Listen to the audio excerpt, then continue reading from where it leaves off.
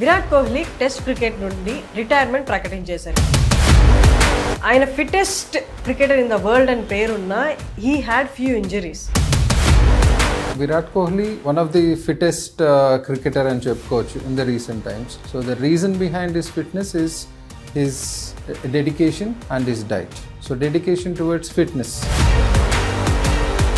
Virat Kohli once ఒకసారి చెప్పారు, నాకు విపరీతమైన back pain and neck pain ఉండేది, టాలరేట్ చేయలేకపోయినంత ఉండేది, అసలు మ్యాచ్ ఆడగలనా లేనంత పెయిన్ కూడా వచ్చేది, బట్ స్టిల్ నేను అది ఓవర్కమ్ చేయగలిగాను అని అన్నారు. అంటే ఆయన ఏమేం జాగ్రత్తలు పాటించారు? సో డిస్క్ ప్రాబ్లమ్స్ ఏ కారణాల చేత రావచ్చు అంటే మనం కంటిన్యూస్గా బెండ్ అయి చేసేది, మొబైల్ వాచింగ్, సో ఎక్కువసేపు మొబైల్ వాచ్ చేయడం కానీ, లేదా మనం చూసే వర్క్ అంటే మనం ల్యాప్టాప్ మీద ఎక్కువ వర్క్ చేస్తున్నట్టు కానీ, లేదా స్మోకింగ్ అండ్ స్పైన్ అనగానే అసలు నార్మల్గా సంబంధం లేనట్టు ఉంటుంది. స్మోకింగ్ చేస్తే స్పైన్ ఎందుకు పాడవు? స్మోకింగ్ ఏం చేస్తుందంటే అందులో ఉన్న నికోటిన్ కానీ అది డిస్క్ అనేది మనకు సాఫ్ట్ కుషన్ లాంటిది ఉంటుంది. సో ఆ స్మోకింగ్లో ఉండే మనకు వేరియస్ కెమికల్స్ ఏం చేస్తాయంటే ఆ డిస్క్లో ఉన్న అసలు నార్మల్గా డిస్క్ రిలేటెడ్ ప్రాబ్లమ్స్ వస్తే ఇంకా అంతే, అసలు మనం ఏది ఒక్కసారి మనకు డిస్క్ ప్రాబ్లం వస్తే లైఫ్ లాంగ్.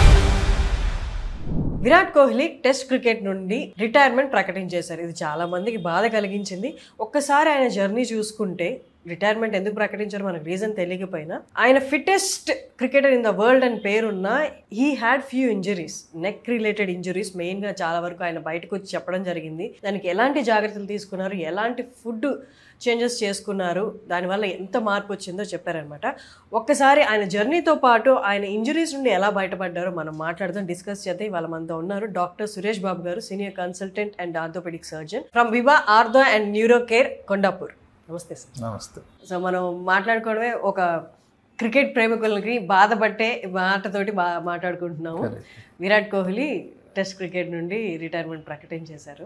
రైట్ అండి. So Virat Kohli one of the fittest cricketer అని చెప్పుకోవచ్చు in the recent times. So the reason behind his fitness is his dedication and his diet. So dedication towards fitness అంటే injuries prevent చేయడానికి మనకు అన్నిటికన్నా ముఖ్యమైన fitness. So fitness అంటే muscle strength training కానీ, so ఈ స్ట్రెంగ్త్ ట్రైనింగ్తో ఏమవుతుందంటే జాయింట్స్ అన్నీ హెల్తీగా ఉంటాయి అండ్ జాయింట్ ప్రివెన్షన్ అంటే injury prevention can be had with మనకు ఈ మజిల్ ట్రైనింగ్, స్ట్రెంగ్త్ ట్రైనింగ్ అంటాం. సో ఇవి మనం పాటించగలిగితే మన డైట్ అండ్ రెగ్యులర్ ఎక్సర్సైజ్, మనం ఈ స్పోర్ట్స్ ఇంజురీస్ అంటే ఈ స్పోర్ట్స్ ఆడేటప్పుడు ఏవైతే ఇంజురీస్ మనం ఎక్స్పెక్ట్ చేస్తామో అవి మనం అవాయిడ్ చేయగలం. విరాట్ కోహ్లీ వన్స్ ఒకసారి చెప్పారు, నాకు విపరీతమైన back pain and neck pain ఉండేది, టాలరేట్ చేయలేకపోయినంత ఉండేది, అసలు మ్యాచ్ ఆడగలనా లేనంత పెయిన్ కూడా వచ్చేది, బట్ స్టిల్ నేను అది ఓవర్కమ్ చేయగలిగాను అని అన్నారు.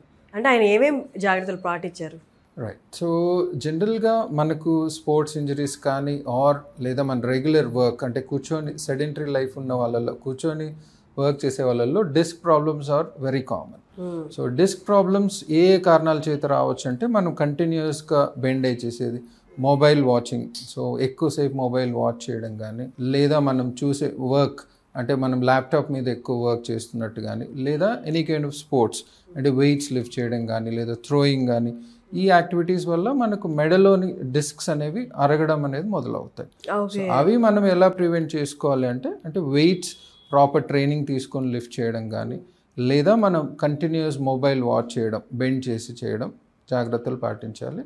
నెంబర్ 2 ఎర్గోనామిక్స్ అంటాం. అంటే మనం పని చేసే విధానం అంటే మన మానిటర్ ఎప్పుడు మన ఐ లెవెల్కి ఉండాలి. బెండ్ చేసి చేయడం ఎక్కువసేపు మనం అది చేస్తే మన డిస్క్స్ అనేవి అరగడం మొదలవుతాయి, దాని ద్వారా మనకు పెయిన్ వస్తుంది. మెయిన్గా క్రికెటర్ ఫేస్ చేసే డిస్క్ అండ్ మెడ భాగాల ప్రాబ్లమ్స్ ఏముంటాయి సార్? సో కామన్గా లంబార్ డిస్క్ హెర్నియేషన్ అంటాం. మీరు ఇంకో క్రికెటర్ గురించి మాట్లాడితే మనం Hardik Pandya, he had a disc prolapse, he underwent disc excision surgery in UK and is back fit to play again.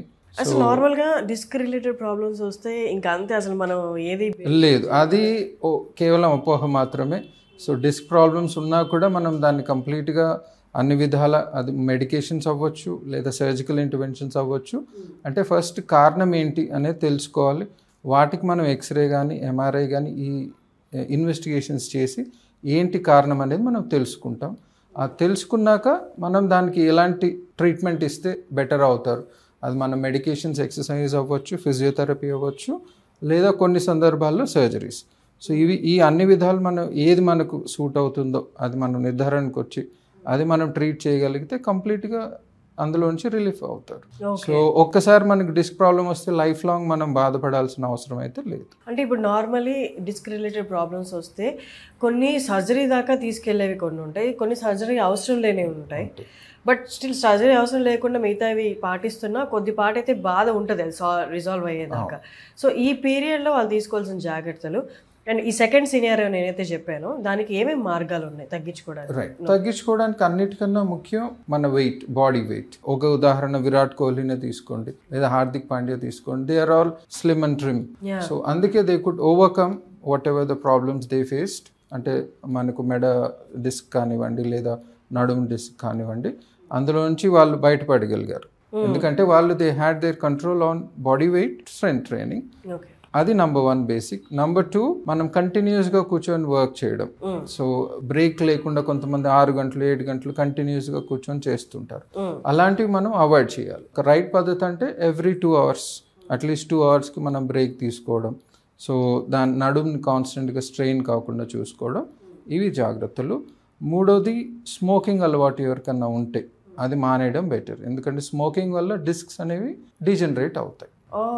So అన్నిటికన్నా ముఖ్యం స్మోకింగ్ కూడా మానేయాలి. సో స్మోకింగ్ మానేయడం, డైట్, రెగ్యులర్ ఎక్సర్సైజ్.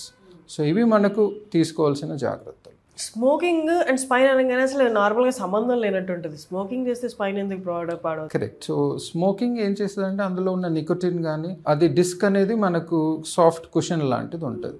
సో ఆ స్మోకింగ్లో ఉండే మనకు వేరియస్ కెమికల్స్ ఏం చేస్తాయంటే ఆ డిస్క్లో ఉన్న నీరుని ఆవిరి చేసేస్తాయి. సో వాటి ద్వారా ఏమవుతుందంటే డిస్క్స్ అనేవి దాని మృదుత్వం కోల్పోయి గట్టిపడి దాని ద్వారా మనకు నడుము నొప్పి కానీ లేదా మెడ నొప్పిని కాజ్ చేస్తాయి. Okay.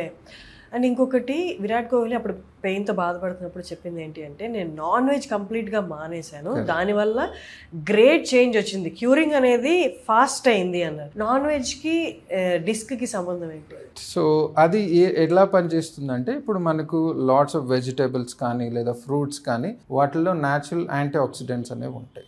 So antioxidants are good healing chemicals. So దాని ద్వారా బహుశా తనకి ఆ బెనిఫిట్ వచ్చింటుంది.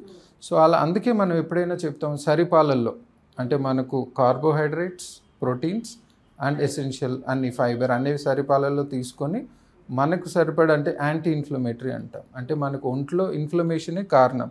డీజనరేషన్ కానివ్వండి లేకపోతే మనకి ఇంజురీస్ కానివ్వండి, మన ఒంట్లో ఇన్ఫ్లమేషన్ లేకపోతే మనం హెల్తీగా ఉంటాం. సో ఆ యాంటీ ఇన్ఫ్లమేటరీ ఉన్న గుణాలు మనకు ఫ్రెష్ ఫ్రూట్స్ కానివ్వండి, వెజిటేబుల్స్ కానివ్వండి, వీటిల్లో ఒమేగా ఫ్యాటీ యాసిడ్స్ అనేవి ఆర్ యాంటీ ఆక్సిడెంట్స్ అనేవి ఎక్కువ ఉంటాయి. కాబట్టి ఆ ఫుడ్స్ మనం ఎక్కువ తీసుకుంటే ఖచ్చితంగా బాడీలో ఇన్ఫ్లమేషన్, తద్వారా మీ ఇంజురీస్ కానీ వీటిని ప్రివెంట్ చేయగలుగుతాం. Thank you sir. Thank you so much.